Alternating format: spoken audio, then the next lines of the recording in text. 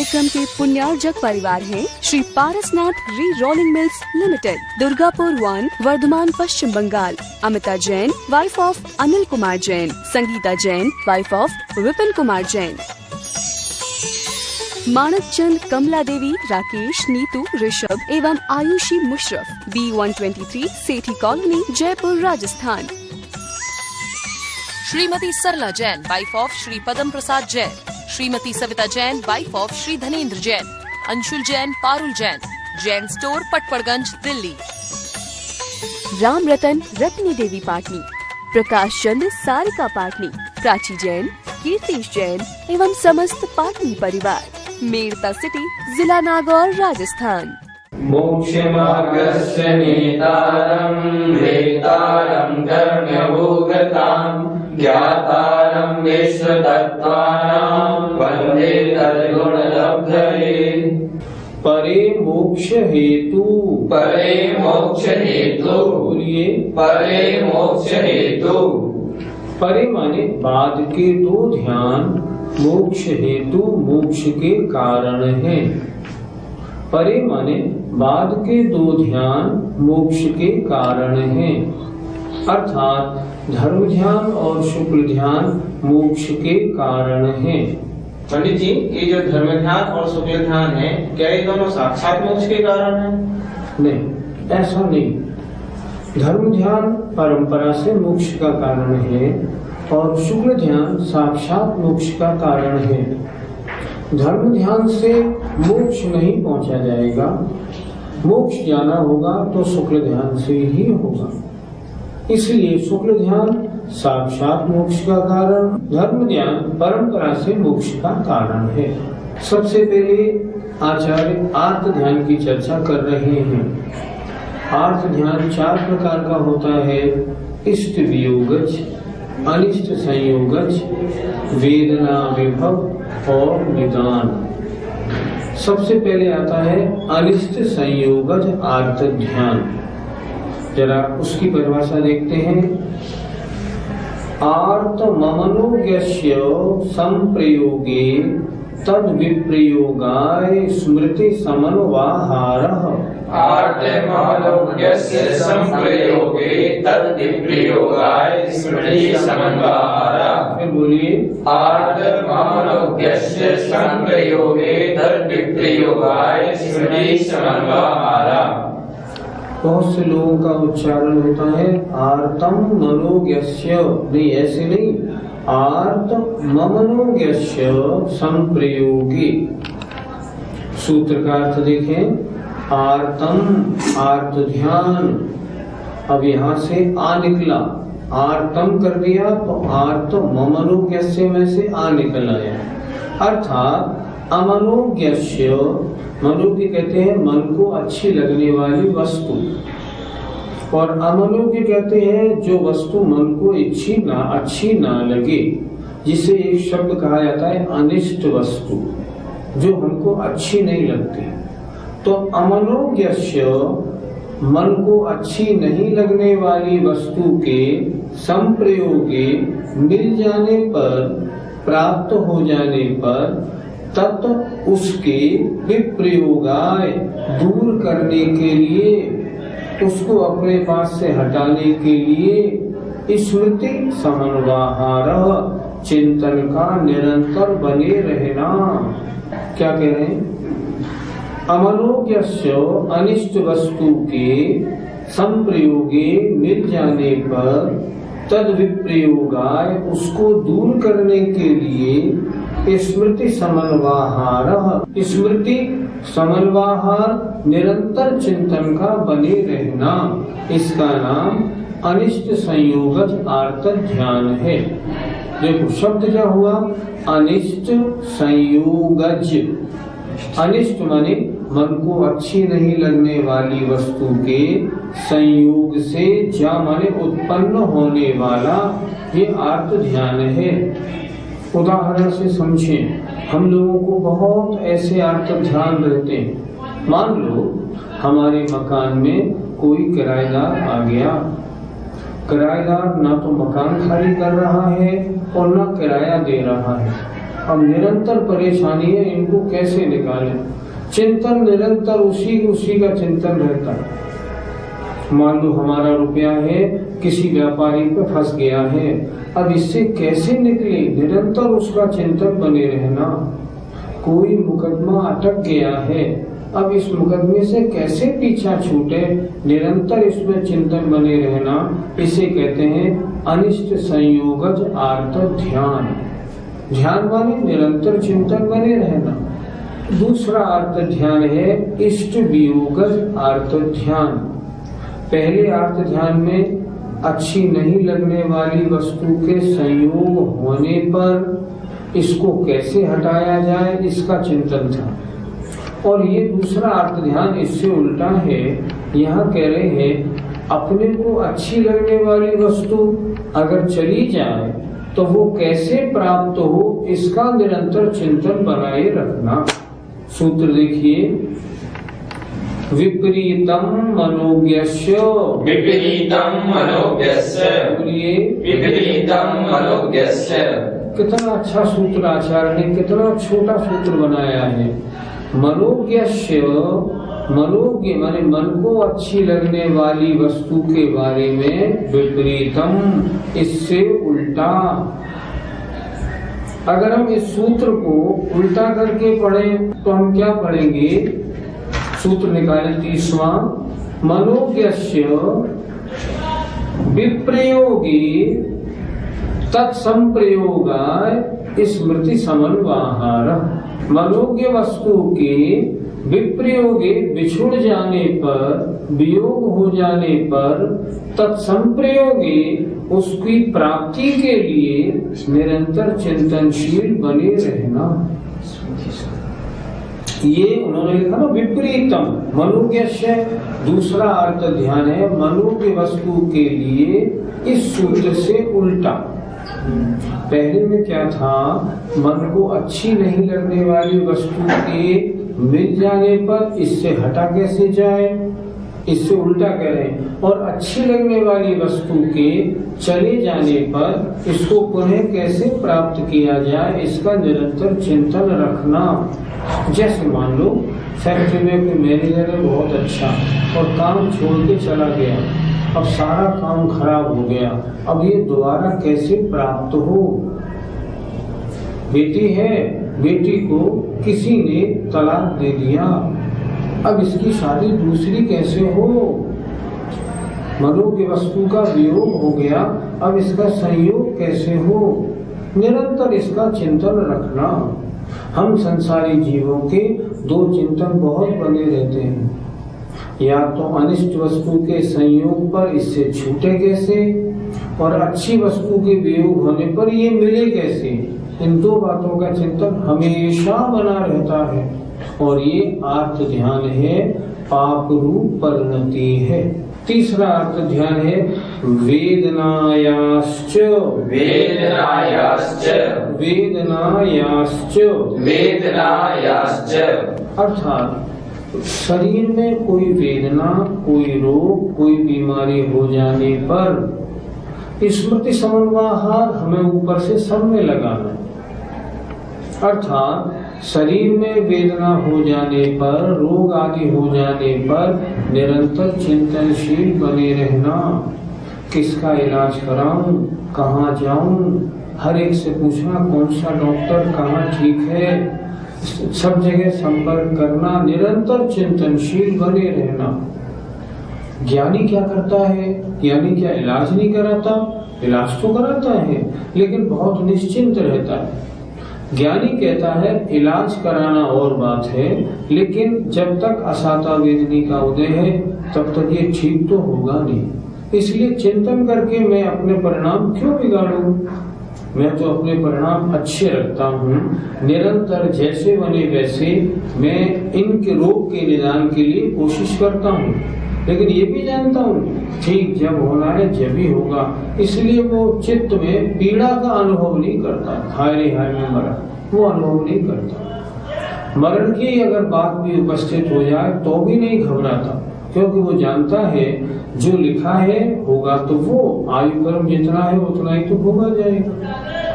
तो ये कौन सा अर्थ ध्यान हुआ? वेदना विभव अर्थात वेदना से उत्पन्न होने वाला अर्थ ध्यान। अर्थात शरीर में कोई रोग बीमारी आदि हो जाने पर निरंतर उससे कैसे मुक्ति मिले, इसके चिंतन में लगे रहना। प्रश्न होगा, ये तो हो ही जाता है, शरीर में मान लो कैंसर हो गई तो कैंसर होने के बाद क्या निरंतर चिंता नहीं रहेगी? नहीं रहेगी। ज्ञानी के लिए रहती, अज्ञानी के रहती है। क्योंकि ज्ञानी उसका अपने को कर्ता नहीं मानता। कर्म उदय से होने वाली शरीर में व्याधि है, मेरा काम इलाज कराना है, ठीक मेरे करने से हो जाए ये थोड़ी हो सकता है। इसलिए वो निश्चिंत रहता है पर इलाज भी कराता है, इलाज से पीछे भी नहीं होता। तो ये तीसरा अर्थ ध्यान हुआ, वेदना विभव अर्थ ध्यान। वेदना याश्च सूत्र में जो 4 है, इसका क्या अर्थ है? इसका अर्थ ये है कि ये न समझना अर्थ ध्यान दो ही तरह के विषयों में होता है। अमनोज्ञ मिलने पर, मनोज्ञ के बिछुड़ जाने पर। ये नहीं, वेदना संबंधी भी निरंतर चिंतन होता है और वेदना संबंधी भी अर्थ ध्यान है, इसलिए इन्होंने इसमें 4 लगाया। इस प्रकार 3 अर्थ ध्यान की चर्चा हो गई। अब चौथा जो अर्थ ध्यान है अब उसकी चर्चा होती है। निदानं च निदानं च निदानं च निदानं च। अर्थात चौथा अर्थ ध्यान निदान नाम का अर्थ ध्यान है। इसमें भी देखो आचार्य ने 4 लगाया है। अर्थात निदान संबंधी भी अर्थ ध्यान होता है। इसके बारे में भी निरंतर चिंतन बना रहता है और उसका नाम है निदान नाम का अर्थ ध्यान। पंडित जी, ये जो सूत्र में भी निदानम चा सूत्र पढ़ रहे थे, इसमें निदान शब्द आया, ये निदान किसे कहते हैं? निदान माने इस भव में या पर भव में सांसारिक भोगों की वांछा रखना। इस भव में अगर सांसारिक भोगों की वांछा है, मुझे इतना बड़ा बनना है, ऐसी कोठी मेरी बन जाए, ऐसी गाड़ी मेरी आ जाए, ऐसा ठाट मेरा हो जाए, निदान नाम का अर्थ ध्यान है। मरने के बाद मैं ऐसा ऐसा और ऐसा बनूं, इसका नाम भी निदान नाम का अर्थ ध्यान है। निदान माने इस भव में या पर भव में सांसारिक भोगों की वांछा करना निदान है और उस निदान को लेके निरंतर चिंतनशील रहना। मैं लखपति हूँ, मुझे तो करोड़पति बनना है, अब कैसे बनूं, निरंतर निरंतर उसी में लगे रहना, इसका नाम निदान नाम का अर्थ ध्यान है। पंडित जी, हम लोग जो सुबह पूजा में बोलते हैं दुख खाओ कम्मक खाओ, क्या ये निदान में नहीं आता? इस भव में या अगले भव में सांसारिक भोगों की वांछा करना। आपने क्या वांछा की? दुख खाओ, मेरे दुखों का क्षय हो, भोगों की वांछा कहाँ आई इसमें? कम्मक खाओ, मेरे कर्मों का क्षय हो, भोगों की वांछा कहाँ है बताओ? वो ही लाभो, रत्नत्रय का लाभ हो, सुगई गमनम, मेरा सुगति में गमन हो, समाहि मरणम, मेरा समाधि मरण हो, जिन गुण संपत्ति हो मध्यम, भगवान के गुणों की संपत्ति मुझे भी प्राप्त हो। इसमें आप ये बताओ, इसमें कहाँ लिखा है मुझे सांसारिक भोगों की वांछा है? नहीं, सांसारिक भोगों की इसमें चर्चा नहीं है। अगर ऐसा होता तो जितने मुनि महाराज भक्ति करते हैं सुबह दोपहर शाम, ये उसमें सब बोलते हैं, फिर ये क्यों बोलते? नहीं, ये नहीं, इसको निदान नहीं कहते। सांसारिक भोगों की जहाँ वांछा है ना, वह वहाँ माना जाएगा निदान नाम का अर्थ ध्यान, इसमें नहीं माना जाएगा। गुरु जी, तो निदान अर्थ ध्यान कितने प्रकार का होता है? निदान अर्थ ध्यान 2 प्रकार का, एक प्रशस्त और एक अप्रशस्त। देखो, अप्रशस्त निदान, मुझे अगले भव में नारायण का पद मिले, मैं राजा बनूं, मैं राजाओं की रानी बनूं। कुछ लोग ऐसे होते हैं जो रानी बनना पसंद करते हैं और तरह तरह के वैभव को पाने की इच्छा करते हैं। ये जो है ना, ये अप्रशस्त निदान है। जैसे कंस ने किया था ना, मैं अगले भव में उग्रसेन के पुत्र बनकर इनका वध करूं। ये महान और प्रशस्त निदान अर्थ ध्यान है।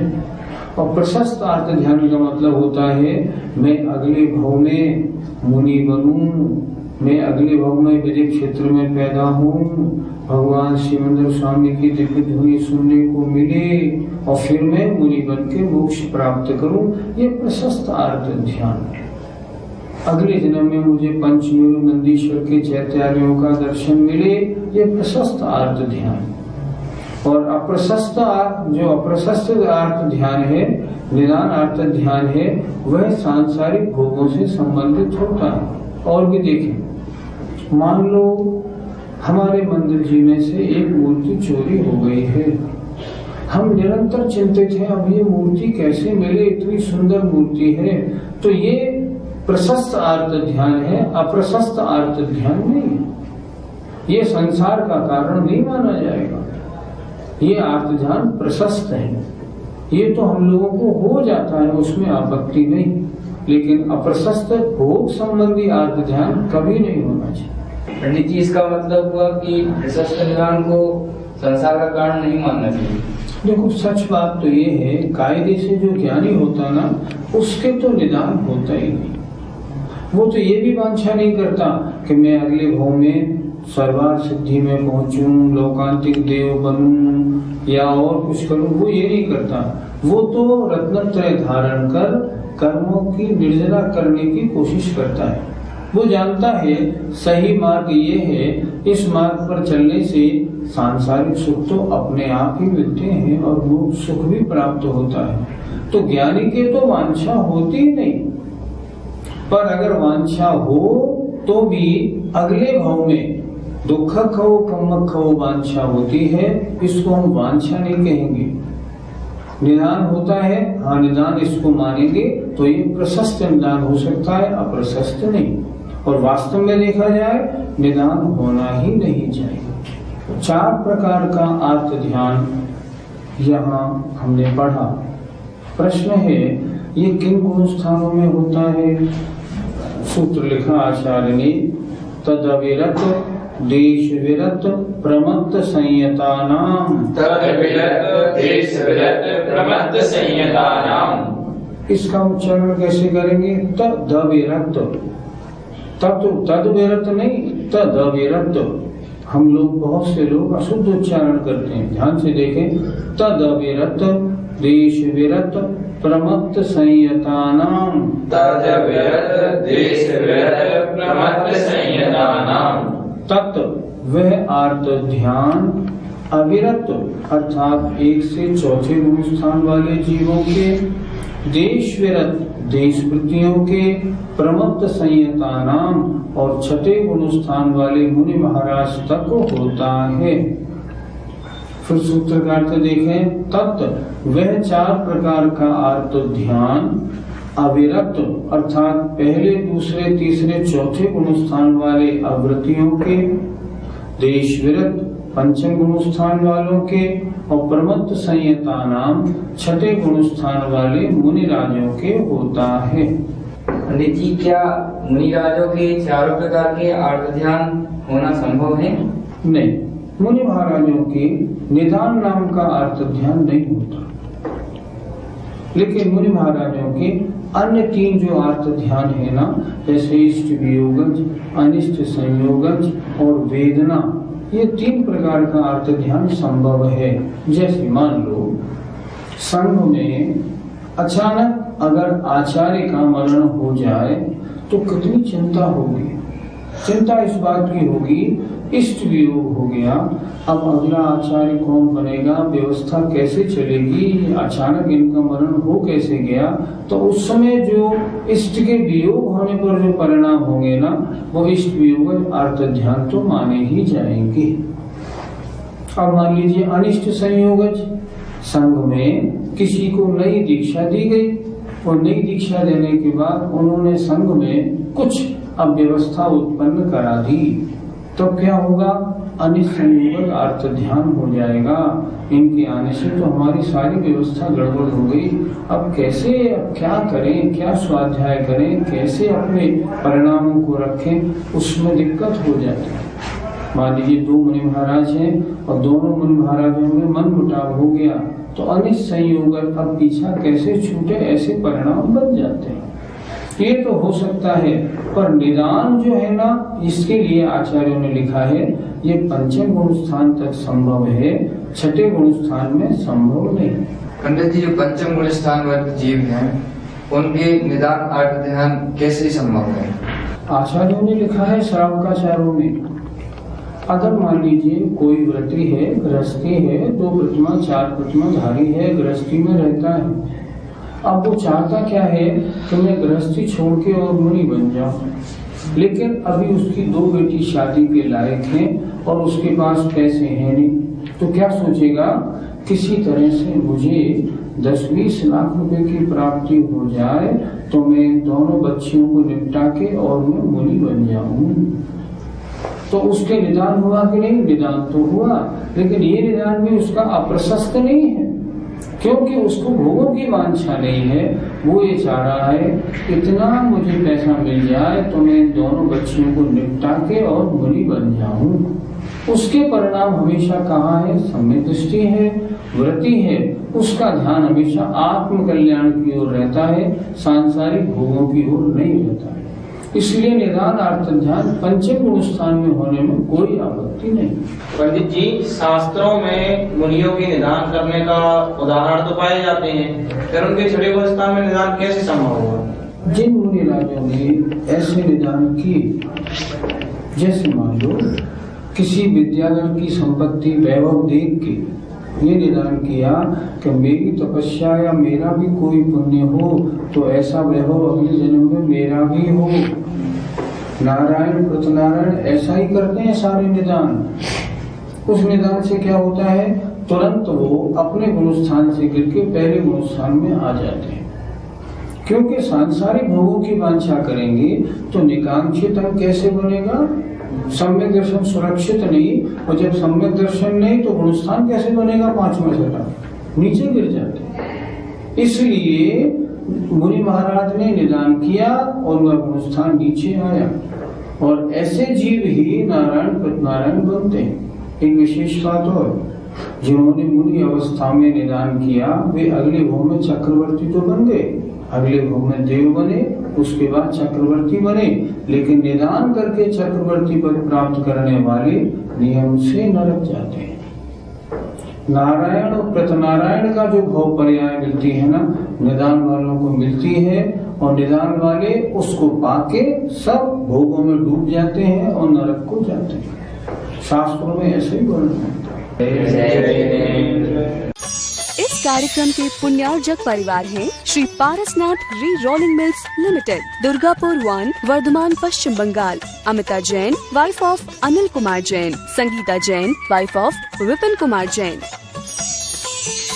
मानक चंद, कमला देवी, राकेश, नीतू, ऋषभ एवं Ayushi Musharraf, B123, Sethi colony, Jaipur, Rajasthan. Shrimati Sarla Jain, wife of Shri Padam Prasad Jain. Shrimati Savita Jain, wife of Shri Dhanendra Jain. Anshul Jain, Parul Jain, Jain store, Patparganj, Delhi. Ram Ratan, Ratni देवी पाटनी। प्रकाश चंद, सारिका पाटनी। प्राची जैन, कीर्तिश जैन एवं समस्त पाटनी परिवार। मेड़ता सिटी, जिला नागौर, राजस्थान।